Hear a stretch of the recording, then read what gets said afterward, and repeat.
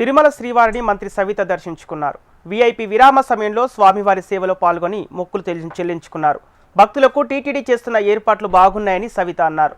అధికారులు ఎలాంటి ఇబ్బంది కలగకుండా అన్ని సౌకర్యాలు కల్పించారని ఆనందం వ్యక్తం చేశారు. రాష్ట్ర ప్రజలందరూ సుభిక్షంగా ఉండాలని కోరుకున్నారని తెలిపారు.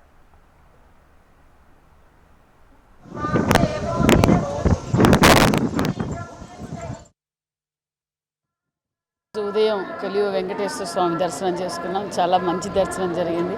అదేవిధంగా మరి భక్తాదులతో కూడా చాలామందితో నిన్న నైట్ మరి ఈరోజు మార్నింగ్ కూడా ఇంటరాక్ట్ అవుతే చాలా బాగుంది. ఒక పక్క ప్రసాదం కావచ్చు, సౌకర్యాలు కావచ్చు, మరి లైన్ సిస్టమ్ కూడా అంతా బాగుంది మాకు అన్న విషయం కూడా తెలియజేశారు.